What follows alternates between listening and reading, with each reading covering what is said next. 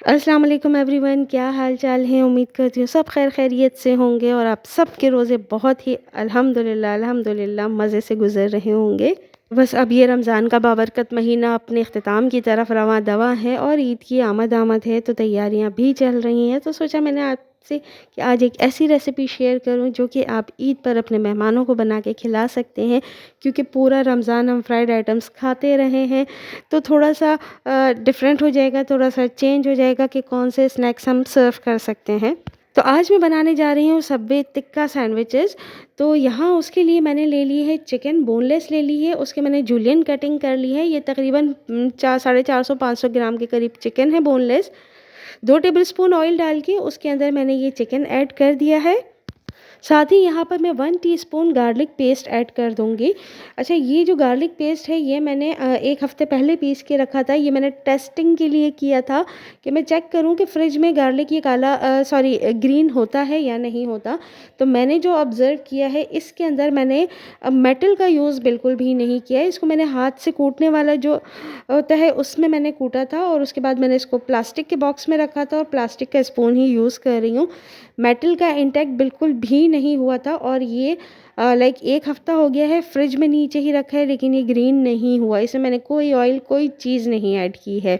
तो मुझे ऐसा लगता था कि हम क्योंकि ब्लेंडर में इसको पेस्ट बनाते हैं, तो ब्लेंडर के जो ब्लेड्स होते हैं वो स्टील के होते हैं और स्टील के कांटेक्ट में आने की वजह से ही ये जो हमारा गार्लिक है ये ग्रीन हो जाता है। तो जब मैंने इसको बग़ैर स्टील को टच किए मैं यूज़ कर रही हूँ, तो ये बिल्कुल भी ख़राब नहीं हो रहा है।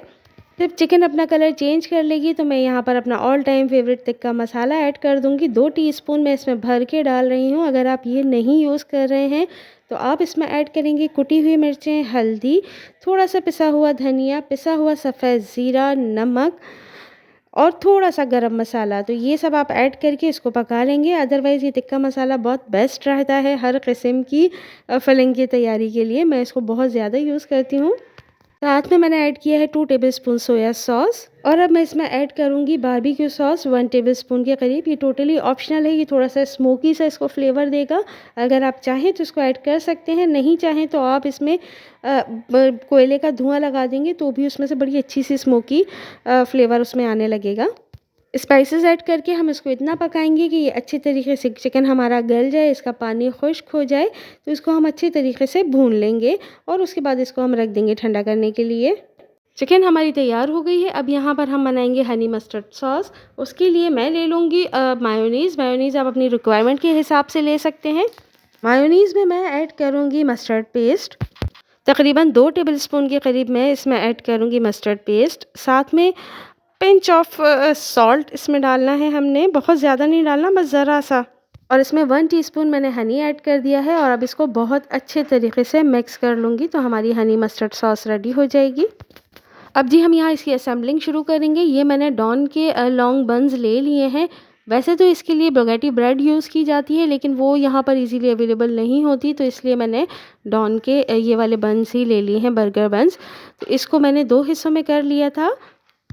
अगर ये दोनों पीसेस आपस में इंटैक्ट रह सकें तो ज़्यादा अच्छा है। अगर ये फ्रेश होंगे तो ये डेफिनेटली रहेंगे, लेकिन मैं क्योंकि 2 दिन पहले लेकर आई थी, तो इस वजह से ये मेरे बिल्कुल सेपरेट हो गए थे। फ्रिज में रखे थे तो थोड़े से हार्ड हो रहे थे, तो बस इसको मैंने दोनों को सेपरेट कर लिया है, कटिंग कर ली है। मैं इसका टॉप वाला पोर्शन ले लूँगी, उसके ऊपर मैं स्प्रिंकल कर दूँगी श्रेडेड चीज़। उसके ऊपर मैं लगाऊँगी लेयर, ये हमारी जो कुक्ड चिकन थी उसकी मैं लेयर लगा दूँगी। अच्छे तरीके से लगानी है, जनरसली आपने चिकन इसमें डालना है, कंजूसी बिल्कुल भी नहीं करनी है। और उसके ऊपर से एक लेयर फिर से मैं चीज़ की लगा दूँगी। नीचे और ऊपर चीज़ डालने का मकसद यही था कि हमारी जो चिकन है वो थोड़ा-सा इसके साथ स्टिक हो जाए, गिरे ना, क्योंकि चिकन हमारी पीसेज़ में है तो वो गिरने का चांसेस ज़्यादा होता है खाने के वक़्त।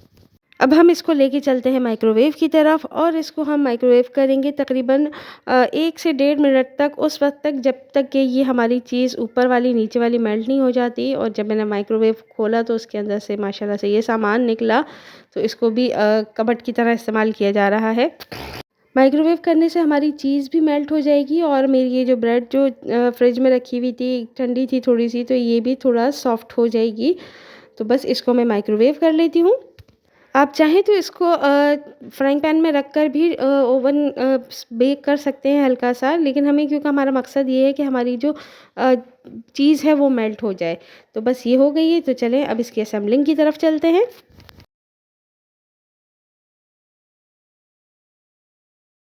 अब ये बन की जो बॉटम लेयर थी, अब हम उसको असेंबल करना शुरू करेंगे। उसके लिए सबसे पहले यहाँ पर मैं ऐड कर रही हूँ इस पर मायोनीज़।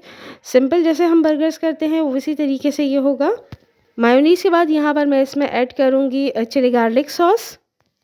उसके ऊपर मैं सलाद पत्ता की लेयर लगाऊंगी। अगर आप चाहें तो इसकी जगह पर आइसबर्ग लेटस भी यूज़ कर सकते हैं, वो ज़्यादा फ्लेवरफुल होंगे। और ऊपर से एक लेयर टमाटर की लगा देनी है। और फिर इसी तरीके से खीरा और प्याज की लेयर भी मैं लगा दूंगी। ये अपनी रिक्वायरमेंट के हिसाब से जिसको जो पसंद है वो लगा सकता है। उसके बाद यहाँ पर मैं ऐड करूँगी ब्लैक ऑलिव्स। और साथ ही मैं इसमें ऊपर से एक अगली लेयर जो लगाऊंगी वो मैं लगाऊंगी हैलापिनोज़ की। पिकल्ड हैलापिनोज़ है, बड़ा ही अच्छा सा स्पाइसी और टेंगी सा इसका फ्लेवर होता है।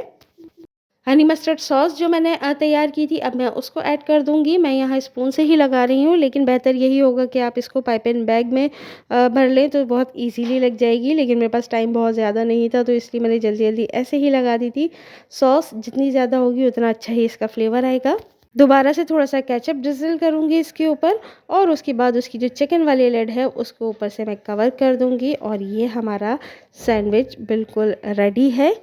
ईद के दिन खुद भी इंजॉय कीजिए, फ्रेंड्स एंड फैमिलीज़ को भी खिलाइए। इसके लिए आप चिकन पहले से रेडी करके रख सकते हैं। जैसे ही कोई गेस्ट आपके पास आते हैं फ़ौरन फ़ौरन असेंबल कीजिए और सर्व कीजिए। होप कि आपको मेरी वीडियो पसंद आई होगी। पसंद आई है तो लाइक शेयर कमेंट करना बिल्कुल मत भूलिएगा। दुआओं में याद रखिएगा। अल्लाह हाफ़िज़।